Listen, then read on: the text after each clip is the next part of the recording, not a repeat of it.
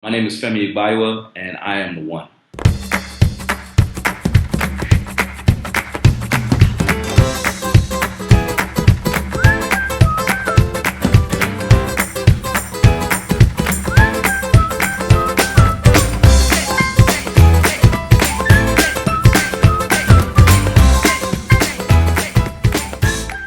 Welcome to I Am the One, Entrepreneur Edition, a show that explores the journey of business owners who decided that they were going to be the one to make life better for the people that they serve. I'm your host, Sonia Thompson, and today's guest is Femi Agbayewa. He's the founder of Real Livin Films, a full-service production and film company. Real Livin Films has produced works such as God's Own Country and the romantic comedy Brooklyn Chakra. Femi wrote and directed both of these works for the big screen. And now he's expanding his repertoire as he branches out to direct On the Rise, a program that highlights the journey, trials, and successes of entrepreneurs around the globe. We can learn a lot from Femi's perseverance in charting his own path and creating a space for himself within a tough industry. So I'm super excited to share with you his story as well as the lessons he's picked up along the way. But before we dive in, I want to let you know that this episode is brought to you by Try Business School. Get the information you need to build the business of your dreams, step by step. Visit trybizschool.com. That's trybizschool.com and get started with your free e-course, The 4 People You Need to Build a Successful Business. Now we're ready to go. Here's Femi. Hey, Femi, thank you so much for joining me today. It's great to have you. My pleasure, and thank you for having me. All right, let's go ahead and dive right in. So tell me a little bit about On the Rise. On the Rise is my most recent project, and it's one of those things where it just came from, I guess, peeling back some of the layers that I was seeing taking place around me in the form of entrepreneurship and me just kind of throwing my hat into the arena.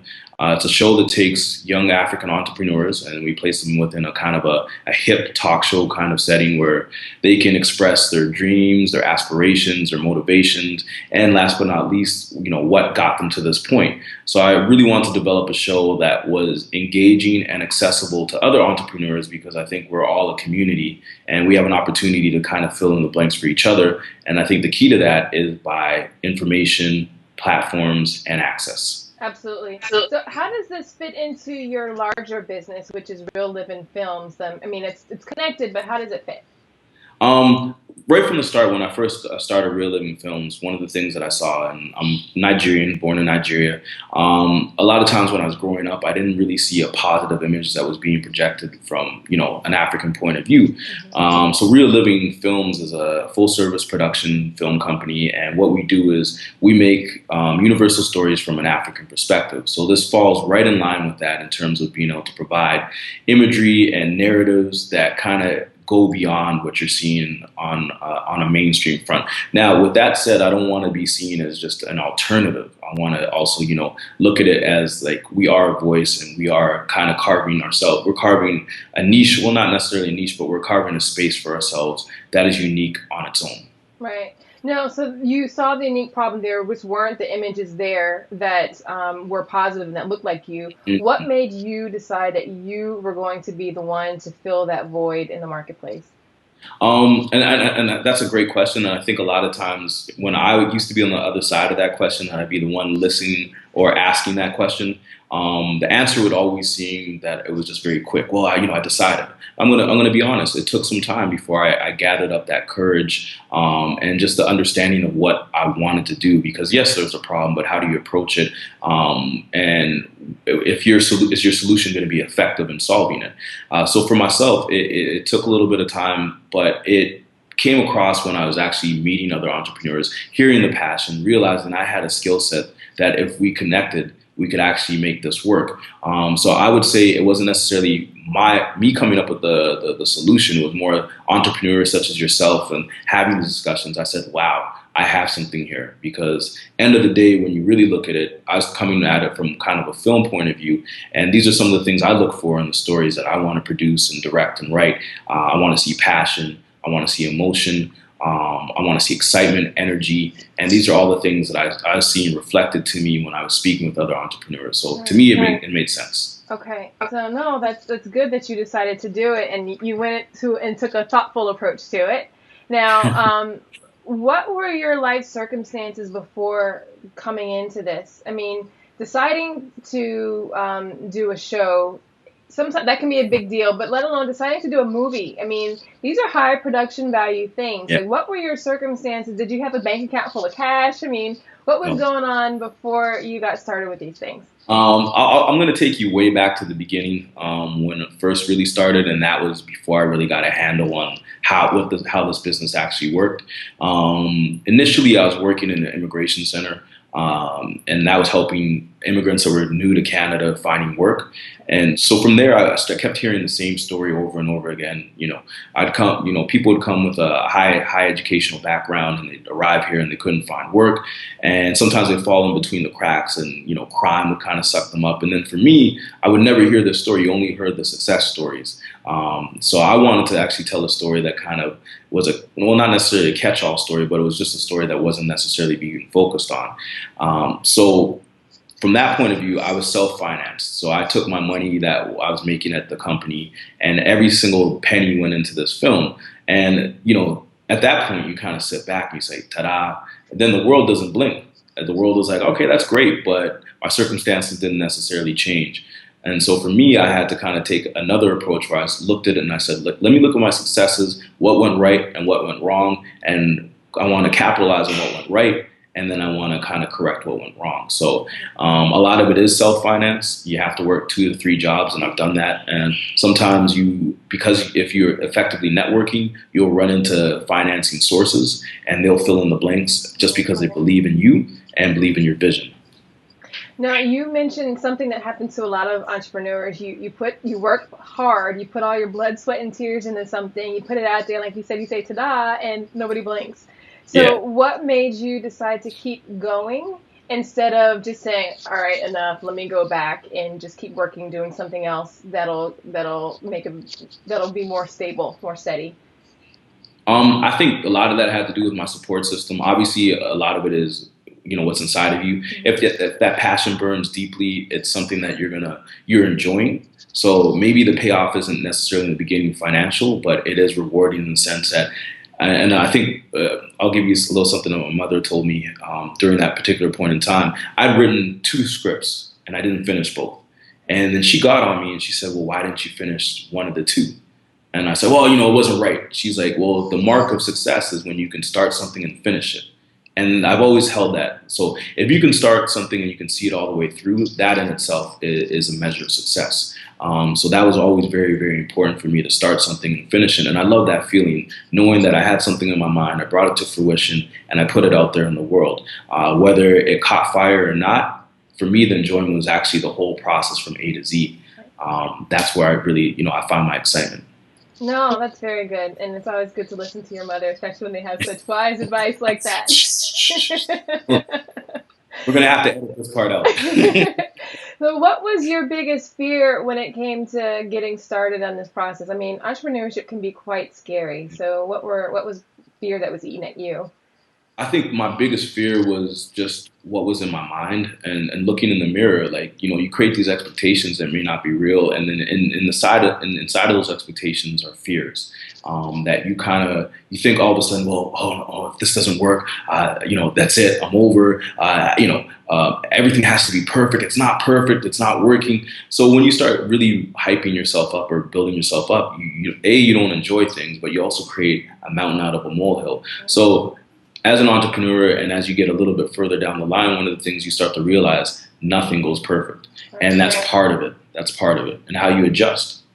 Right. No, adjusting is definitely a big part of that process. So knowing what you know now, because I'm sure you've had to adjust quite a bit, what would you do differently?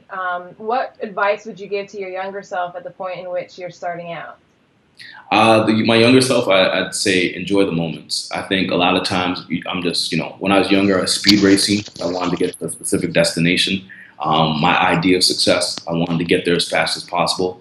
I felt a lot of times that that goal that I had in my mind was the justification for the whole project. But in reality, part of it is just that whole process of getting there. For myself, I wish I took the time to kind of enjoy it. Once again, we'll go back to what I said a little bit earlier. It's that whole notion of you took something from zero and it was in your mind. It was a concept actually, even before that, it wasn't a concept. It was just maybe just a glimmer. And all of a sudden it became a concept. And then from a concept, you started churning it into something that became a reality. And then from the reality, it's something that's out there living and being viable in the world. And I wish that when my younger self, I kind of just said, hey, bro, take it easy, enjoy it. It's painful though, because you're constantly stressed out and you're worrying about the next bill. But if you can actually find an instance inside of that to breathe and give yourself a pat on the back because you really are doing exceptional work, and sometimes we lose sight of that. Yeah, no, it's definitely true. Can you tell us a little bit about a failure that you encountered along the way and what you learned from it? Yeah, definitely. I'll go back to my first film, Pieces of a Man, and that was a film that was really my first foray. So God's Own Country was kind of a narrative film where I wrote the script and everything of that nature. Pieces of a Man was more like of a biopic, and it was just cinema verite, which basically breaks down to letting the camera run. So there's no script, and you just kind of let the camera tell the story and everything that takes place in between it. Needless to say, it didn't work. I mean, it was just absolutely horrendous, but I didn't know at the time. So the hardest part is when you get that first criticism and you start to, and right then and there you realize the difference between constructive and negative criticism. And as an entrepreneur, your lifeline, your bloodline is constructive. That's what we need to in order to survive and to grow. So I learned that really quick, that the film wasn't that good. I got that a lot. I got it very often, and in my mind, I thought, like, once again, tada moment, like, here you go, world. Are you ready for me? This is a film that's going to change cinema, and I had that in my head. Right. And sometimes you look inside of your circle, and I had some really good hype men. They're like, yeah, man, this is going to be the film. And then I started to realize, well, they're just saying that. So when I came to that realization that I needed to make changes within my inner circle, I needed to make changes within myself, and I needed to just kind of let go to get a better grip. That's one of the things I had to do. No. Yeah. That's really good advice. Now, where did you get the right people to give you the right type of criticism? I mean, do you go to the same people over and over again, or as you've evolved, have you grown and got different mentors or different voices in your head? All the above. I think the number one voice that's been around me that's matured the most is myself. I've come to have realistic expectations of who I am and what I can do. I've also let myself go in the sense that, allow my creativity to go out there as opposed to like always curtailing it. From whether mentors, I think it's a little bit of both. As you said, some of them I've been there from the beginning, and these are trusted voices that I've had. But at the same time, I don't want to get into a comfortable position where I just feel like, I'm not learning anything new. So I'm always constantly seeking new voices.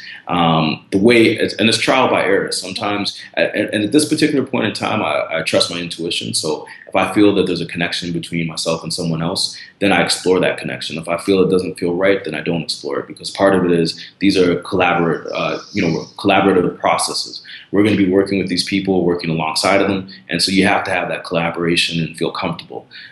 So a lot of it has been just trial and error. Yeah, I've had people give me some terrible advice, and you're never going to be perfect in this. You're not going to be perfect, but enjoy that, because this is a journey that we're all on, and it's exciting. You roll the dice on yourself, and I always feel like, whenever I get to that point where I'm like asking and questioning, I said, hey, I rolled the dice on myself, and who else would I roll it on? No, that's a good point. Now, I guess as a creative person, there's probably a nice balance that you have to strike between making sure that you bring the ideas in your head and making those a reality, with balancing that with getting feedback from other people. Yeah. Do you have, what's your process in doing that? At what point do you bring people in? Is it after it's finished? Is it sort of halfway through, or is it the beginning? For myself, I have like the way my thought process works is I have a lot of like scattered thoughts. So it's very difficult for me to bring someone in the middle because a lot of times I see it, but they may not see it. So and then from there, what happens is you start trying to explain because it's not finished. So I prefer that it's finished, and then that way, when we have the discussion points, it's not, oh, well, why isn't there a comma? That type of stuff. It's like actually about the piece, and that for me helps direct everything. So I like to finish an actual script. When I say finish, it's not to the point that it's like complete. It's just like the first draft will be done, and the ideas that are there will be inside of there, and then from there we can kind of start to let it breathe. And I don't always take everybody's advice. Sometimes I'm very adamant about certain themes or certain concepts or ideas, and I won't back down because that to me is very integral to why I did the piece. So I don't want to lose it. Got it. Got it. So what has been your proudest moment so far? I think my proudest moment was after I finished Brooklyn Chakra, and people were coming up to me and they saw the leaps and bounds from from Pieces of a Man, God's Own Country, to Brooklyn Chakra. And we have a friend in common, you and I, yeah. Femo, and he was the guy that gave me the constructive criticism on Pieces of a Man. And then God's Own Country, he saw the difference. And then Brooklyn Chakra, he's like, wow, you've got something. And then for me, when you hear that from your peers that you trust and that that you work with and you collaborate with, it just lets you know that you're on the right track. And that for me is one of my proudest moments. And in addition to that, obviously, once again, I go back to family because that's very important to me. But when my mother pulled me aside and said, "Great work," I laughed and I cried because it's you. And I was like, wow, so yeah. That's awesome. Now, what would you attribute if you had to give 3 keys to your success? What would they be? No one can ever give one. So if you had to give 3, what would they be? I'd say perseverance. I've fallen, but I keep getting back up. I'd say once again, I'm going to go back to, to let go. I had to get a better, to get a better grip. Sometimes you have to let go. Mm-hmm. And that to me meant that in the beginning I was holding on so tight. I wanted it so bad and I wasn't enjoying it. And then once I let go and I said, hey, as long as I put in the work, positive things will come from it. And then last but not least, I think the key is just creativity. I'd say travel. Sorry, let me put in another one. Travel. Believe it or not, traveling has allowed me to just meet other people, meet new people, gain new perspectives, discard old perspectives, realize that I'm not static in this world, that I'm constantly changing and evolving. So a lot of times, we have that high school mentality, whereas you're in that high school clique and that's who you are regardless. You can't, Femi's the athlete, but, hey, you get older, I'm in my 30s, how athletic am I?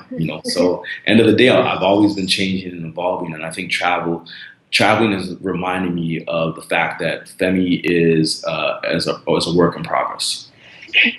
Has travel made you a different writer, a different director because of that, or?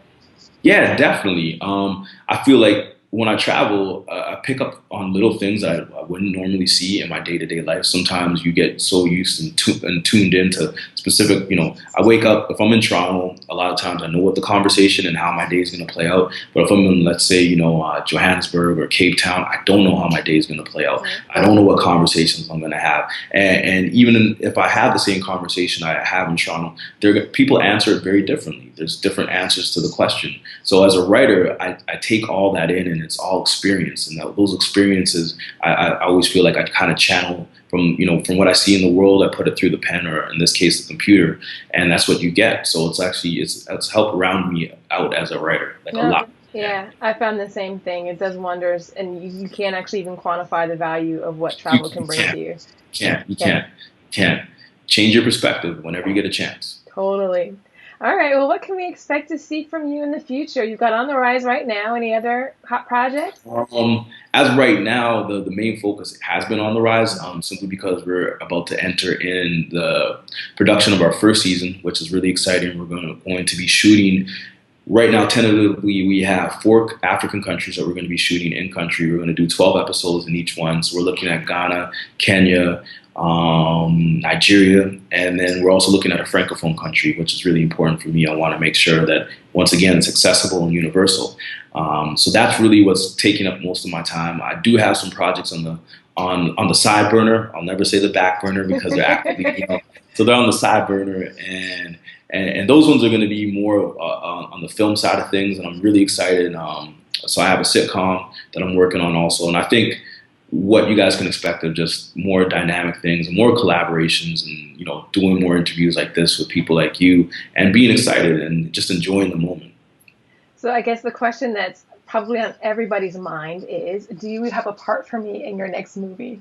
Oh, I have a part for you. Hold on a second. It's not just the part in the next movie. It's the part you're supposed to say the part in every movie. We can make this into a lifetime contract right now before you get your agent. I'll wait for that call. Not a problem. Anytime. All right, Femi, this has been great. Before I let you go, I do have a bonus question for you. Uh-oh. And because you are a director, I expect a really great answer from you. All right, so it is deliver a line from a movie. One of the things about movies that I love is that so often there's just such great writing, and there's just sometimes just one line, one scene that sticks in your head, and I walk around acting them out sometimes when no one's looking. So I wanted to find out from you if you could deliver a line from a movie, one that you just love and that you could share with us today. All right. So I get this question, and without fail, I always go back to it's not a movie. You're not gonna get me. Everybody's like, oh, well, it has to be. But I'm an avid boxing fan, and one of my favorite boxers is Bernard Hopkins, and he has this line where he says that before every fight, he says, "I'm going to set a pace that you can't possibly keep." And that for me is something that I always internalize for myself. Set a pace for myself that's going to keep pushing me and, going forward and forward. So even when, we all have those highs, we all have those lows, we all have those mediums. For me, it's just, push and set that pace for yourself where you're constantly and consistently saying, I want to do better, and I'm going to get better. And that for me is the most classic line of them all. So I guess if you want, you can kind of say it's Rocky. And if you want a line, I could be like, yo, Adrian. But no, awesome. We'll keep it at that. Awesome. You delivered a line. You passed the test. Thank you so much. I mean, this has been wonderful. Thank you so much for coming, stopping by, and chatting with me. And I wish you all the best. My pleasure. And thank you, guys. And good luck to everyone. Femi gave us lots of pearls of wisdom to chew on, but there's one thing that stood out to me in particular, and that brings us to today's I Am the One challenge. It's great to get all this wisdom, but you need to apply the lessons to make them work for you. So based upon Femi's insights, here's today's challenge question for you. Who do you have in your inner circle to give you honest, constructive feedback on your projects? Who do you have that can let you know when something you created isn't quite as good as you think it is, as well as to give you advice on how to make it better, or even to give you that thumbs up to let you know that what you created is spectacular? Think about it and then head on over to iamtheone.fm and let me know your answer. Leave it in the comments, on the show notes page, or even tweet me at Sonia E. Thompson. I'll be looking for your note. Until next time, keep working on building your dream business so you can make life better. Somebody's waiting on you. Thanks for watching.